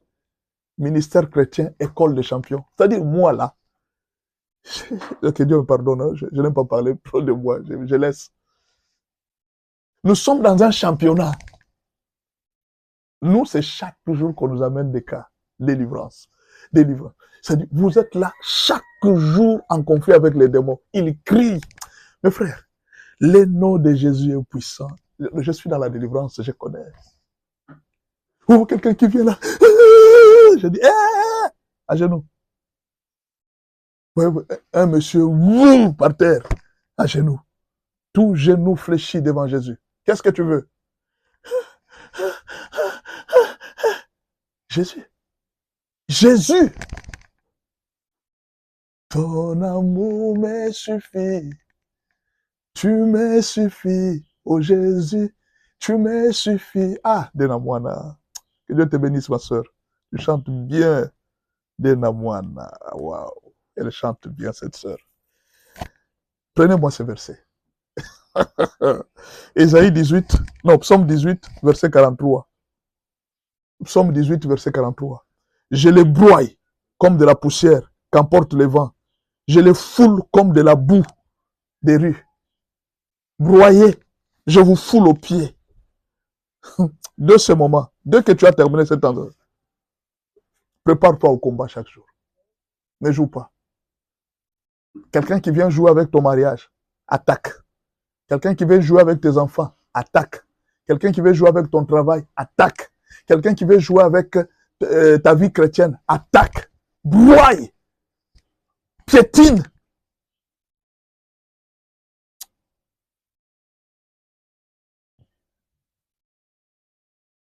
Ne te prépare pas au combat chaque jour. Pas chaque jour. Je répète ça. Ne te prépare pas au combat chaque jour. J'ai dit bien chaque seconde. Est-ce que tu m'as entendu? J'ai dit prépare-toi au combat chaque seconde. Tu vois, chaque seconde qui passe, tu es attaqué. Donc quand tu te réveilles le matin, voilà pourquoi on vous dit de prier le matin avant de sortir. Voilà pourquoi on vous dit de prier sans cesse. Qu'est-ce que ça veut dire prier sans cesse? Plus tu respires, plus tu pries. Quand tu arrives dans un véhicule, Seigneur, permets que j'arrive. Seigneur, protège-moi de ce chemin. Seigneur, regarde les beignets que je vais acheter. Je suis en train de manger. Seigneur, je bénis ces beignets. Même dans les cœurs, continue à prier. N'abandonne pas. Nous sommes dans un combat perpétuel. Nous sommes dans un combat permanent. À un moment, il y a des femmes qui viennent. Esther, on a pris mon mari. J'ai dit, qui l'a pris? Qui a pris ton mari? Qui a pris ton mari? Non, il sort avec une fille là. Une fille. Une fille. Aïe, aïe, aïe. Tu vois ce que cette fille a fait? Elle est partie chez un féticheur et lui a donné l'argent. Va chercher une nounousse. Cherche-moi une nounousse. Tu prends cette nounousse-là. Cette femme a pris la photo de ton mari. Elle est partie travailler. On a invoqué des esprits sur ton mari. Tu n'as pas la photo de ton mari? Tu es capable de faire plus que. Parce que celui que tu sers, il est plus fort que celui qui est dans le monde. Il faut faire attention. Si moi je sens seulement une piqûre, oh non, je dors, ah, on m'a piqué. Je me réveille. Cherche-moi le nounous. Je prends même un coussin. Seigneur, tout celui qui est dans la maison d'un féticheur en train de me piquer, moi aussi, je remets au nom de Jésus. Je prends moi aussi une seringue. Je remets au nom de Jésus. Je prends des produits, je mets dans les seringues. La maladie, je mets la maladie dans cette seringue. Que ça entre dans ton corps. Que ça te touche. Partout où tu es en train de m'enlever. Je te touche moi aussi. Que ça te touche. La Bible dit, écoutez ce que maintenant Jésus me dit. Quand je fais ça, écoute la réponse que Jésus me dit. Qu'il te soit fait selon ta foi. Tu penses que le monde, c'est un monde de jeux? C'est un combat. Mercredi, on va parler du combat spirituel. Un combat ne laisse personne tranquille sur la terre. Tout celui qui se joue avec tes enfants, tes intérêts, tout ce que tu as, si quelqu'un joue avec ce que Dieu t'a donné, quelqu'un qui entre dans ton domaine, attaque-le, détruis. Voilà pourquoi on entraîne les mains au combat.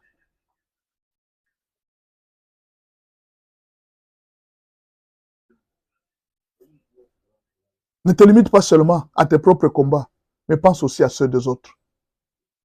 C'est pas seulement pour toi que tu dois combattre. Mes enfants, mon mari, tout ça, non. Entre aussi dans les combats des autres. Entre aussi dans les combats des autres familles. Aide les gens dans leurs combats. Voilà pourquoi chez nous à l'église, nous avons un vendredi. Ton combat devient mon combat. Ce vendredi-là, nous ne venons pas combattre pour nous. Nous venons combattre pour les autres. Vous voyez quand on attrape un voleur. Toi aussi, tu te souviens, on m'avait déjà moi aussi volé la télévision. Je dois donner un coup à ces voleurs. Peut-être ce n'est pas lui, c'était son cousin qui avait volé. Peut-être c'était un des leurs qui m'avait volé. Je te donne aussi moi, cousin. Quand on attrape un voleur, ce n'est pas une seule personne qui vient le frapper. C'est tous les quartiers qui s'élèvent. Les pierres et tout ça. Nous, chez nous, on ne joue pas avec les voleurs. En Europe, là, il y a les droits de l'homme. Chez nous, quand on attrape un voleur, on ne joue pas. Même la police la police connaît ça. Même la police sait que quand on a attrapé un voleur et qu'on l'a tué, la police vient constater. On prend les corps, on l'amène, c'est fini. Il dit, il est mort de son... Je ne te donne pas un conseil comme ça. Tu es voleur. On te tue avec des pierres chez nous. Chez nous, on lapide. On te lapide. Maintenant, ceux qui lapident là, il y a des gens qui viennent, ils se souviennent, ils disent, moi aussi, on m'avait volé un poste de téléviseur. Moi, on m'avait volé l'argent, on avait volé mon téléphone.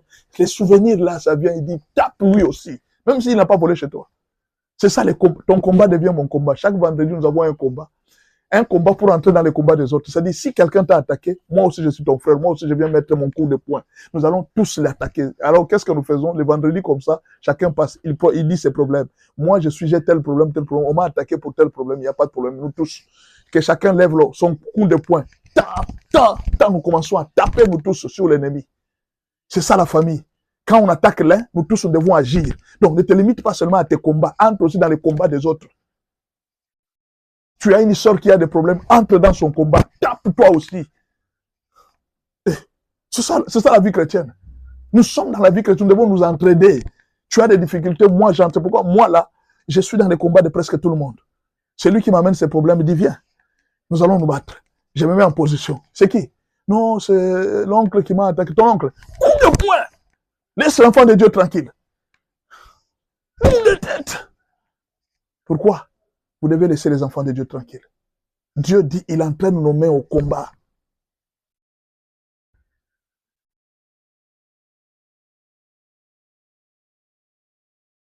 Septième escalier.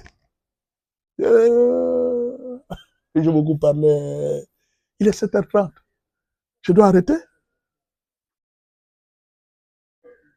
Bon, comme il est 7h30, je dois arrêter. Je vais vous citer seulement. Septième escalier, la grâce. Septième escalier, c'est la grâce. Vous voyez maintenant?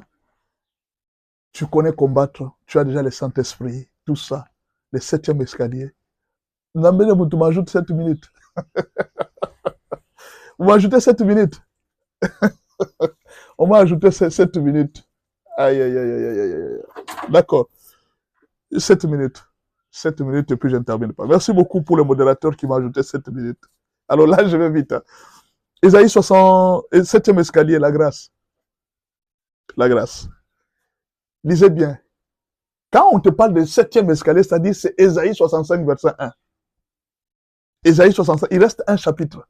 Ésaïe 66, verset 1. On y va. Ésaïe 65, verset 1. J'ai exaucé ceux qui ne demandaient rien.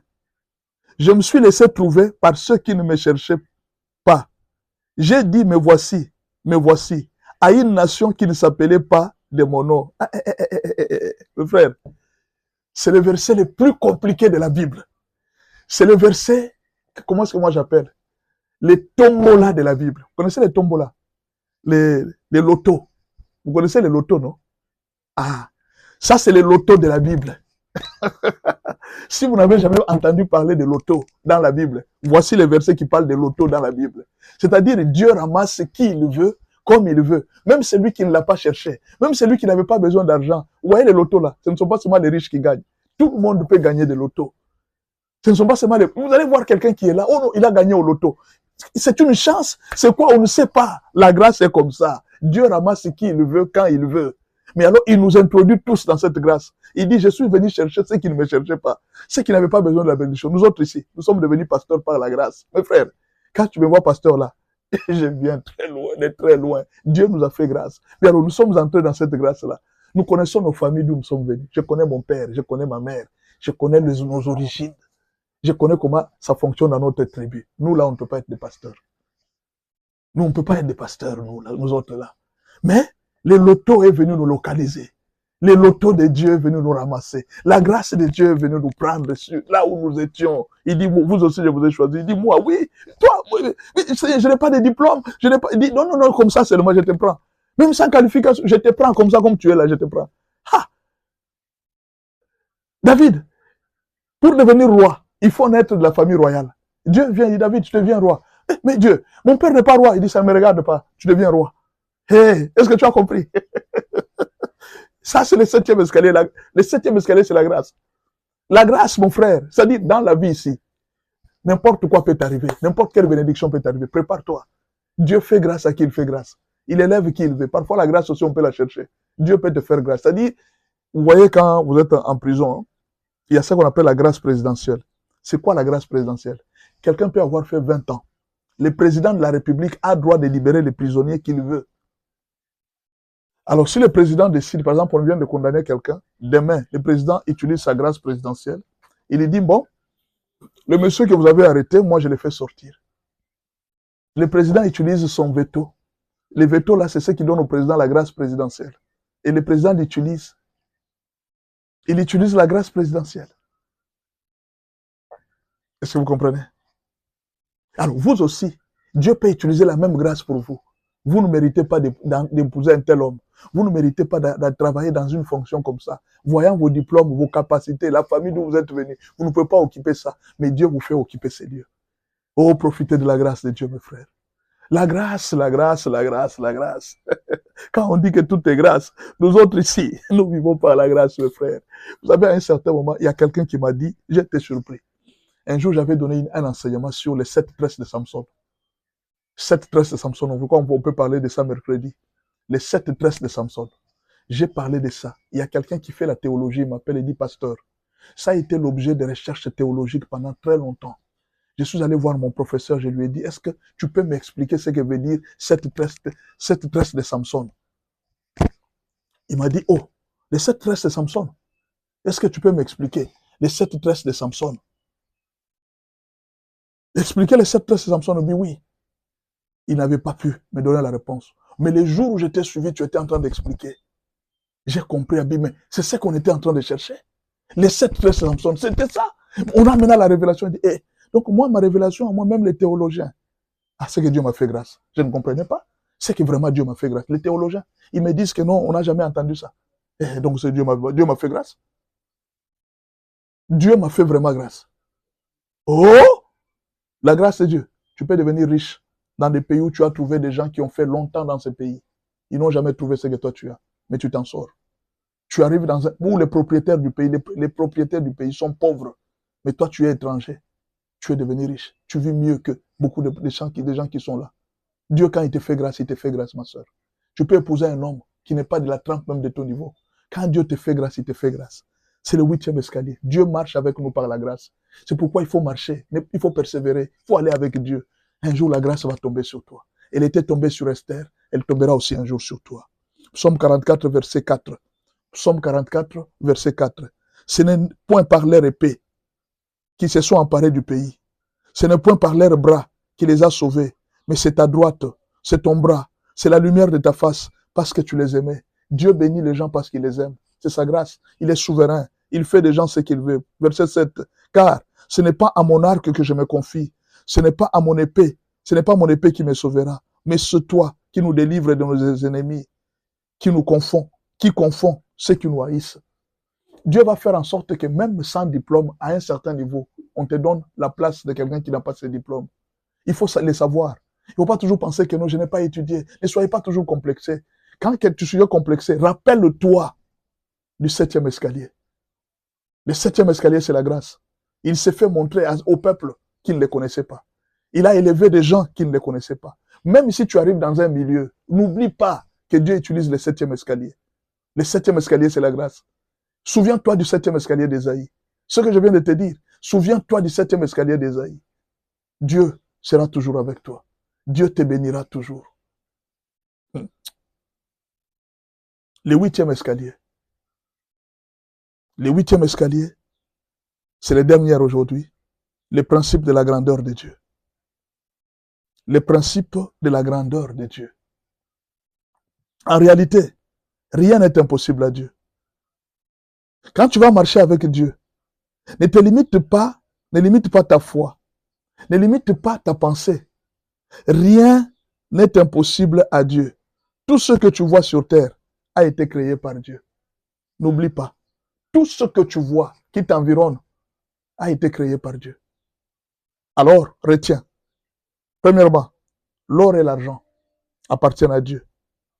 Ésaïe 60, 66, verset 2. Toutes ces choses, ma main les a faites. Et toutes ont reçu l'existence, dit l'Éternel. Voici sur qui je porterai mes regards, sur celui qui souffre et qui a l'esprit abattu, sur celui qui craint ma parole. Dieu dit, bon, j'ai créé les richesses, mais je vais porter le regard sur les gens qui n'en ont pas. Je vais vous donner ça. C'est-à-dire, Dieu cherche à qui il va distribuer sa richesse. Ésaïe, le 8e escalier, la faveur. Je vois les 2 derniers escaliers. C'est maintenant Dieu qui prend la relève. Après combien de temps? Après plus de 6 escaliers, 7 et 8, c'est Dieu qui prend la relève. C'est pourquoi, quels que soient les problèmes qui peuvent t'arriver, ne crains rien. C'est Dieu qui a créé toutes choses. Aujourd'hui, tu manques à manger, Dieu t'en donnera. Ne crains rien, Dieu fera tout. Est-ce que vous comprenez? Je reste fidèle à l'alliance que j'ai faite à vous. Quand vous sortîtes de l'Égypte, et mon esprit est au milieu de vous, ne craignez pas. Ag 2, verset 8. L'argent est à moi et l'or est à moi, dit l'Éternel des armées. Ag 2, verset 7. J'ébranlerai toutes les nations. Les trésors de toutes les nations viendront et je remplirai de gloire cette maison, dit l'Éternel des armées. Faites attention. Le pouvoir, l'or et l'argent se trouvent dans les mains de Dieu. 2. Le pouvoir politique vient de Dieu. N'oubliez pas, quand je vous dis que demain vous pourriez devenir président, ne négligez pas ce que je vous dis. Demain vous pourriez diriger ce pays. Demain vous pourriez devenir ministre. Le pouvoir politique vient de Dieu. C'est ce que la Bible dit, que toute autorité, toute personne soit soumise aux autorités supérieures, car il n'y a pas d'autorité qui ne vienne de Dieu. Et les autorités qui existent ont été instituées par Dieu. C'est une parole qui est... Non, nous pensions que c'était les élections. Il dit, nous ne pensons pas les élections. Les élections, là, c'est une formalité pour Dieu. Les élections, c'est une formalité. C'est Dieu qui choisit les autorités. C'est Dieu qui élève les ministres. Voilà pourquoi, quand tu vois quelqu'un élever ministre, ne sois pas là pour critiquer. Ne sois pas là pour dire, non, je ne suis pas d'accord. Quand tu n'es pas d'accord, c'est Dieu qui met ta place. Si toi, tu es fort, mais va prendre sa place. Si tu es capable, va prendre sa place. C'est Dieu qui élève. Et respecter l'élévation de tout un chacun. Parce que si tu ne respectes pas l'élévation de l'autre, parfois, il y a des gens, il n'a pas beaucoup étudié, il n'a pas fait ceci. Mon frère, toi qui as beaucoup étudié, mais va prendre sa place. Tu as des diplômes, va prendre sa place. C'est Dieu qui élève. C'est Dieu qui met les gens. Romains 13, verset 2. C'est pourquoi celui qui s'oppose à l'autorité résiste à l'ordre de Dieu, que Dieu a établi. Et ceux qui résistent attireront une condamnation sur eux-mêmes. Donc, ce que Dieu maîtrise dans le monde, toutes choses. Premièrement, l'or et l'argent. Deuxièmement, le pouvoir politique. 3, les pouvoirs religieux. C'est Dieu aussi qui élève dans les ministères. Ne forcez pas, ne cherchez pas de fétiches. Dans les ministères tels que vous voyez là, c'est Dieu qui élève. Ne vous posez pas la question, moi aussi je vais devenir comme tel pasteur. Ne forcez pas. C'est Dieu qui vous élève. Vous travaillez seulement. Montez dans les escaliers. Je viens de vous donner vos escaliers, non? Travaillez ces escaliers ici. Faites tout selon ces escaliers que je vous donne là. Vous allez voir, Dieu vous élèvera certainement. Psaume 75, verset 7. Car ce n'est ni de l'Orient, ni de l'Occident, ni du désert que vient l'élévation. Mais Dieu est celui qui juge. Il abaisse l'un, il élève l'autre. Quand quelqu'un est élevé par Dieu, nous devons le soutenir. Si tu aimes arriver là où les autres sont arrivés, tu dois d'abord apprendre à soutenir les autres. Il ne faut pas chercher à combattre. Si tu combats ce que Dieu a élevé, Dieu ne va pas t'élever. Si tu commences à combattre ce que Dieu a élevé, Dieu ne va pas être élevé. Est-ce que je peux terminer par là? On m'a ajouté juste 7 minutes. Je pense que mes 7 minutes sont terminées. Si vous avez raté l'un des escaliers, alors écrivez-nous sur WhatsApp, plus 243 81 86 81 652. Plus 243 81 86 81 652. Et vous aurez les 8 escaliers d'Ésaïe. Suivez cet enseignement, ça va beaucoup vous aider. Ce n'est pas seulement de suivre. Travaillez cet enseignement. Prenez cet enseignement, mettez ça en pratique. Vous allez voir. Alors, il y a des gens qui vont s'abonner. Si vous voulez devenir un abonné, vous savez, vous allez prévoir un montant que vous allez donner. Même si vous n'avez pas été dans les lives, sachez que l'enseignement va vous arriver dans votre compte. On va vous partager les liens YouTube de cette émission. On va aussi vous partager l'enseignement écrit. Alors, vous aurez ça. Vous pouvez nous soutenir d'une manière. Vous pouvez fixer un montant. $10, $20, $30, 50, 100 par mois. Vous pouvez dire que non, pasteur, moi, je suis abonné. Vous allez, même si vous n'êtes pas là, même si ce jour-là, vous étiez absent, sachez que dans votre compte, vous allez trouver déjà une publication qu'on vous a déjà envoyée. En tout cas, pour le moment, que Dieu vous bénisse et que Dieu vous aide dans tout ce que vous êtes en train de faire. Soutenez ce ministère, c'est pour votre Dieu. Ce que nous faisons, c'est pour bénir le peuple de Dieu. Que Dieu vous soit favorable. Seigneur, je bénis ton peuple. Je veux que ceux qui sont au 3e escalier, 4e escalier, 5e, que tu puisses les utiliser. Les 2 derniers escaliers, c'est toi. La grâce et le pouvoir sur toute chose. C'est à toi d'agir maintenant. Que Dieu vous soit favorable et qu'il vous bénisse. Au nom de Jésus. Amen.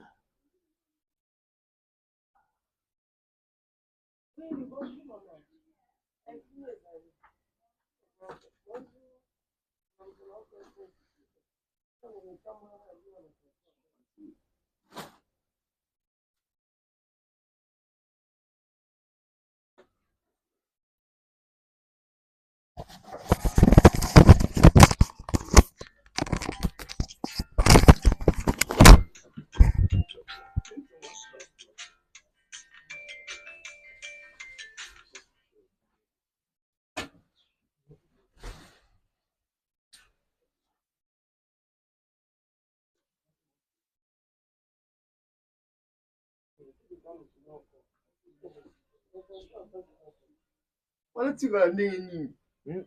Wanatika la tiki.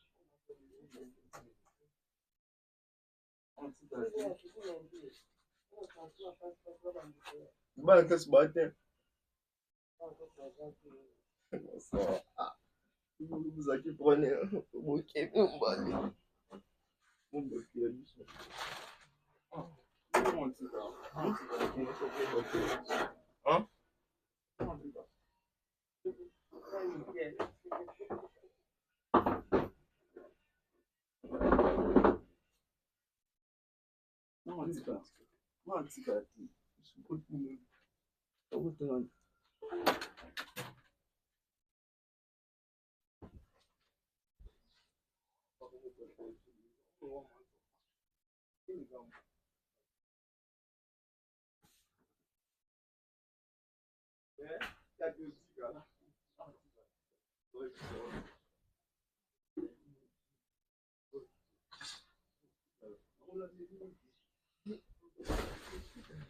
Tata, vous évitez que enregistrement est juste là. Enregistrement est là, c'est un beau sonné qu'on